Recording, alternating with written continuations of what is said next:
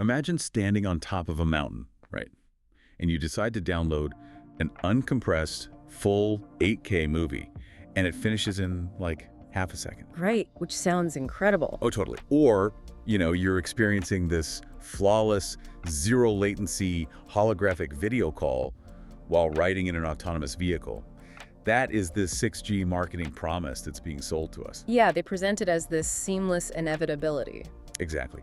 A glowing, completely frictionless vision of infinite connectivity. Yeah. But the thing is, if you step out of the marketing department and walk into a physics lab, that whole vision just kind of shatters. It really does. It falls apart completely. Because we're looking at a technological landscape that is fundamentally at war with the actual laws of nature. So welcome to today's deep dive. We are thrilled you're here. Thanks for having me. Of course. Today, we have a very specific mission. We are looking at a single, honestly, incredibly revealing analytical dossier. It's titled The 6G Illusion, an analytical dossier on the friction between marketing and physics in next-generation telecom. And, the stakes for you, the listener, are incredibly high with this one. Because right now, massive telecommunications companies are gearing up to sell you these 6G-ready devices. Right, they want you to buy the new phone. Exactly. They are painting this picture of a ubiquitous, lightning-fast 6G network that just blankets the Earth, much like 4G or 5G does today. But to truly understand what you will eventually be buying, we really need to look at this massive gap. It's an almost insurmountable gap, really. Yeah, between what a marketing team can promise on a billboard and what the fundamental laws of physics will actually allow your smartphone battery to do. Okay, let's unpack this because, to understand the hardware problems or the literal environmental nightmares waiting for 6G, we first have to understand the mathematical corner the telecom industry has backed itself into. Right, it all traces back to the math. It all starts with a single unyielding formula, doesn't it? It really does. It starts with the absolute bedrock of information theory. I'm talking about the Shannon-Hartley theorem. This is an ironclad mathematical law. It dictates the maximum rate at which information can be transmitted over any communications channel. Basically, the formula states that C equals B times the base 2 logarithm of 1 plus S over n. Okay, let's translate those variables into reality for a second so we don't lose anyone. C is capacity. Yes, exactly. Capacity. That's the terabit per second promised land the 6G marketing teams are always trying to reach. So to get a bigger C, the math dictates you really only have two levers you can pull. You either increase B, the raw bandwidth, which is basically the amount of spectrum you're using. Sure. Or you increase the S over N, the signal-to-noise ratio. Right, and increasing that ratio means pumping more power into the signal. So it stands out clearly against the background electromagnetic noise of the universe. So I always think of it like trying to pump an ocean of water through a garden hose. That's a great way to visualize it. Right. The water is your data capacity. If you want to get more water through that system, you have two options. You either increase the water pressure, forcing more water through the same tight space. Which represents your signal-to-noise ratio. Exactly. Or you just use a much, much wider pipe, which is your bandwidth. But here's the thing that always trips me up with this. Why can't we just crank up the power? I mean, it seems like the obvious solution, right? Yeah. Why can't we just blast a massively stronger signal from our phones and towers to brute force that terabit speed? Just turn up the pressure in the hose. Well, we physically and legally cannot do it. The power is rigidly capped. First off, you have international regulatory constraints. Like government limits. Exactly. Governments strictly control how much electromagnetic radiation a commercial device can emit, mostly for safety and to prevent interference with other critical systems. Okay, but what if we ignored the laws? Like, purely theoretically. Even if you stripped away all the regulations, you slam right into a physical thermal limit. If your smartphone tried to generate the sheer power required to force terabit speeds through those narrow existing spectrum bands, the device would literally undergo thermal runaway. Thermal runaway, so it would catch fire. The silicon would literally melt in your hand. The battery would drain in a matter of minutes, and the heat dissipation would be entirely impossible to manage in a pocket-sized form factor. Wow. Okay, so the signal-to-noise ratio is completely maxed out. We cannot pump more power. Right. And if we connect this to the bigger picture, you start to see the panic in the engineering departments. Because the power is capped, The only mathematical pathway left in the Shannon-Hartley theorem is to radically expand the bandwidth. We absolutely need a massively wider pipe. Exactly. That inescapable mathematical reality has forced network engineers to basically abandon the crowded sub-6 gigahertz bands and the lower millimeter wave bands we currently use for 5G today. Because they're just too congested, right? They're congested, and they're too narrow. So they have to migrate to the vast, largely unregulated frontiers of the electromagnetic spectrum, which are the sub-terahertz and terahertz spectrums. And just to be clear, we are talking about frequencies ranging from 0.1 terahertz all the way up to 10 terahertz. Exactly. Which, I mean, sounds like the perfect solution on paper. If we can't push harder, just build a massively wider pipe. There's plenty of open real estate up there for all that 6G data, right? On paper, sure. But shifting up to the terahertz range creates an immediate, literal, physical nightmare for the engineers actually trying to build these phones. We fall right into something called the terahertz gap. Yeah, the terahertz gap. It's a historically intractable region of the electromagnetic spectrum. It's this awkward, stubborn, technological dead zone. A dead zone how? Like, we just don't have the tools for it. Pretty much. On the lower frequency end of the spectrum, you have conventional semiconductor electronics, so our standard microchips and transistors. Right, and stuff in our laptops and current phones. Exactly, but standard silicon electronics operate far too slowly to generate signals efficiently at terahertz frequencies. They just can't keep up. Okay. And then on the higher end of the spectrum, you have optical photonic technologies like lasers. Oh, okay. So why not use those? Well, photonics are physically too large, they're wildly expensive, or they're just entirely ill-suited for the dynamic omnidirectional wavelengths you'd need for a cellular network. So terahertz sits right in the middle of these two worlds. Exactly. It's too fast for electronics, but too slow and unsuitable for optics. It's a fundamental physics mismatch. I mean, you are basically asking a heavy mechanical drawbridge, our current transistors, to open and close 1 trillion times a second. Right. The physical materials themselves just cannot keep up with that kind of switching speed. But I know human ingenuity is trying to force its way through this gap. The dossier talks about how we are seeing iterative advances in materials, right? Specifically, things like indium phosphide and silicon germanium bicomos processes. Yeah, materials science has had to get incredibly creative here. Standard silicon is cheap, but it's just too slow. Right. So by integrating germanium into the silicon crystal lattice, that's the bicomos process you mentioned, engineers actually alter the physical properties of the material. Okay, so it changes how the chip behaves. Exactly. It allows electrons to move much, much faster across the transistor junction. And because of these highly conductive materials, engineers have actually managed to push the operating boundaries of traditional transistors up to around 300 gigahertz. Which sounds like a huge win. But there is a massive catch regarding power amplifier efficiency, isn't there? A truly massive catch. So the power amplifier, or the PA, is the component that takes the tiny generated radio signal and gives it the electrical juice needed to actually leave the antenna and travel through the air. Right, it's what pushes the signal out to the world. Exactly. But at extreme terahertz frequencies, the efficiency of those power amplifiers is just abysmal. As the frequency goes up, parasitic capacitance and resistance in the chip just drain all the energy. Like a leaky pipe. Yeah, a very leaky pipe. The data shows that terahertz PA efficiency falls at least 2 times lower than the millimeter wave counterparts used in current 5G. Wow, half as efficient. Worse still, the maximum power output drops by over 10 decibels. Basically, most of the energy your battery supplies is just turning into waste heat rather than actual radio frequency energy. Wait. I've literally seen press releases for terahertz-ready silicon. Chipset vendors are out there marketing this stuff right now, acting like it's a solved problem. I know, yeah. This gap is so impossible. How are vendors already putting chips on the table and issuing press releases? Well, this gets right to the core friction between marketing and engineering that the dossier highlights. Marketing teams are absolutely selling this terahertz-ready silicon as a huge breakthrough. Right. Because technically it works in a highly controlled, sterile lab on a testing bench. It physically exists. On a bench, not a phone. Exactly.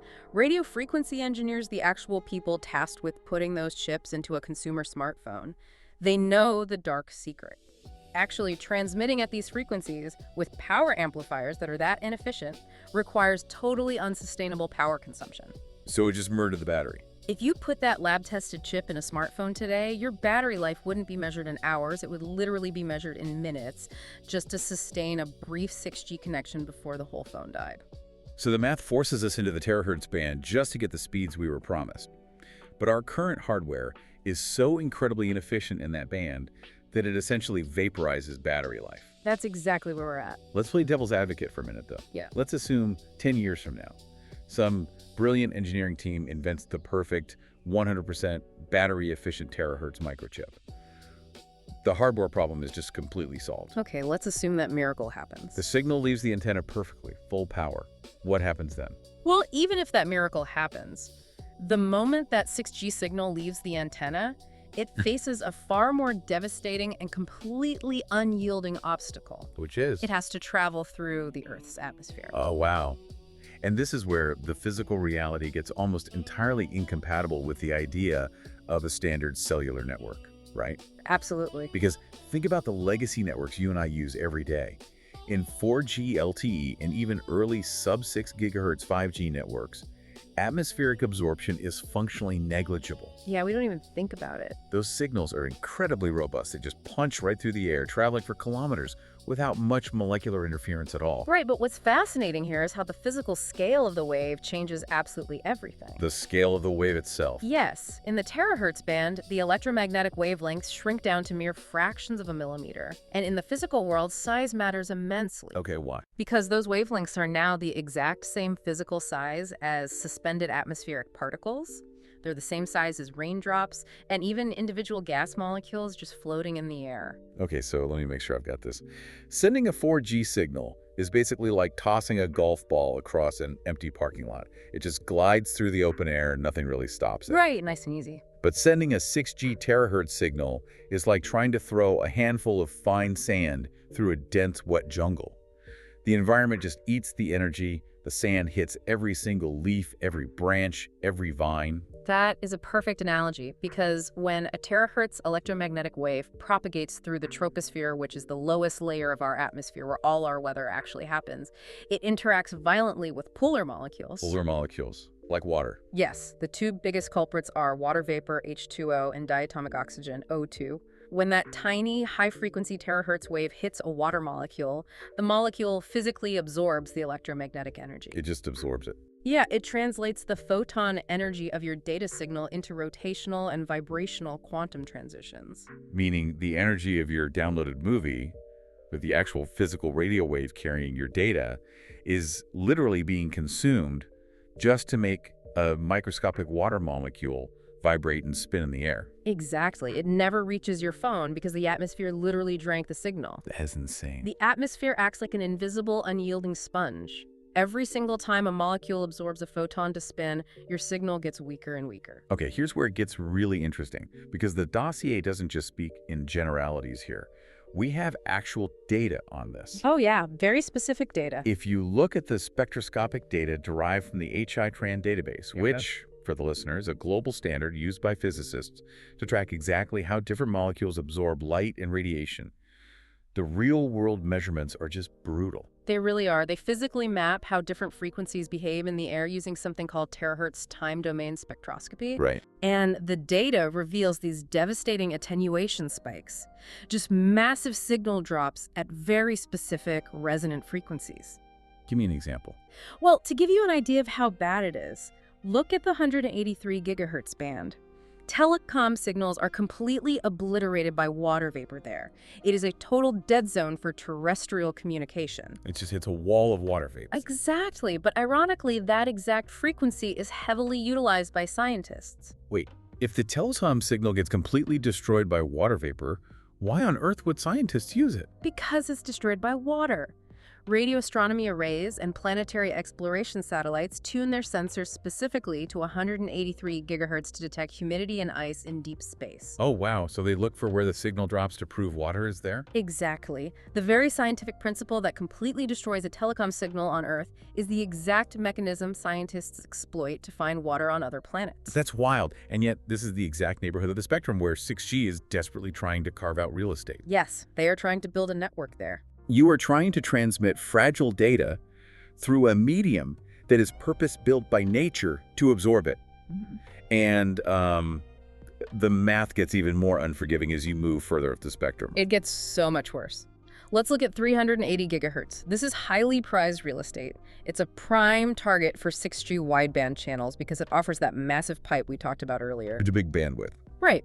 But simulations run on this specific frequency using close-in free space models, and alpha, beta, gamma path loss models show something entirely different. Okay, just to clarify for the listener really quick, alpha, beta, gamma path loss is essentially a mathematical framework engineers use to predict how a signal degrades as it encounters atmospheric resistance and physical obstacles over a specific distance, right? Exactly that. It calculates the compounding death of a signal over distance, and the numbers for 380 gigahertz are just staggering. How bad? Over just an 800-meter path, which is basically half a mile, a very short distance for a typical cell tower, a 380 gigahertz signal suffers a catastrophic path loss of 632 decibels. Okay, we really need to pause on that number. It's a big number. Because decibels operate on a logarithmic scale. So a 632 decibel loss isn't just like a weak signal or a dropped bar on your phone. No, it is a mathematical black hole. It's just gone. It is effectively total signal obliteration. To put 632 decibels of loss into perspective, the known universe practically doesn't contain enough energy to power a transmitter capable of overcoming that level of attenuation. That's mind-blowing. And this is just due to the overlapping compounding effects of dry air, water vapor, and standard precipitation. So what does that mean practically? It means that if there's even a hint of humidity or a light drizzle outside, your terabit 6G signal simply ceases to exist over half a mile. It just vanishes. And if you try to go even higher, pushing beyond 500 gigahertz, the baseline atmospheric attenuation consistently exceeds 100 decibels per kilometer. The air itself becomes a literal brick wall. You just cannot negotiate with diatomic oxygen. You cannot market your way around the vibrational quantum transitions of water vapor, no matter how good your ad campaign is. Physics always wins. Always. So what does this all mean? For you, listening right now, when you see those glossy ads for the incoming 6G revolution? Well, it means that 6G simply cannot be the ubiquitous, wide-area cellular network that we are used to with 4G and 5G. It just can't. Because of everything we just laid out. Right. Think about the chain of physics we just walked through. The Shannon-Hartley math forces us into the terahertz gap. The terahertz gap saddles us with massive hardware and battery inefficiencies. Right. And even if we fix the hardware, the terahertz frequency subjects the signal to catastrophic atmospheric absorption. Just roadblock after roadblock. Exactly. When you synthesize all of those undeniable facts, 6G is effectively reduced to a short-range line of sight, point-to-point link. Which fundamentally breaks the model of a cell tower as we know it. I mean, we are used to one big tower covering an entire neighborhood, penetrating walls, penetrating trees, and rain. Right, a macro tower. But a line-of-sight network means the transmitter and the receiver have to essentially be looking right at each other over very short distances with absolutely no physical obstacles in the way. Yeah, it requires a concept called network densification, but taken to an absolute extreme. You can't rely on macro towers anymore. Which makes you wonder about the architectural reality of tomorrow. If 6G signals are strictly line of sight and can be completely derailed by a humid afternoon or a human body walking in front of your phone, or literally a single pane of modern energy-efficient glass, how will this reshape the physical layout of our cities? It's a huge question. To get the magical terabit speeds promised by the marketing departments, city planners and architects will have to entirely rethink physical space. We'd need microscopic base stations everywhere. We would need them installed in literally every single room. Are we going to have to turn our very buildings, our street lamps, our ceiling fans, and our actual furniture into routers just to maintain a basic signal? It sounds crazy, but yes. You walk from your living room to your kitchen, and your phone has to hand off the 6G connection from your couch to your refrigerator just because the signal can't penetrate the drywall. That is the physical reality of the spectrum. The infrastructure required to support a network that fragile is just mind-boggling. You are essentially hardwiring the physical environment to accommodate a wireless signal. Which is incredibly ironic. Yeah. We started out looking at the commercial promises. Yeah. You know, the glowing orb, the infinite connectivity, anywhere, anytime. A marketing dream. Right. But the deeper you go into the math and the physics, the more you realize that the future of next-generation telecom might not be about building bigger, better towers. It might be about forcing us to live inside the router itself. Redesigning everything. Exactly, redesigning every square inch of our physical environment just to protect a signal that is fundamentally afraid of the rain. It's a fascinating paradigm shift. It really is. Thank you so much for joining us on this deep dive into the 6G illusion. Stay curious, keep questioning the marketing, and we will catch you next time.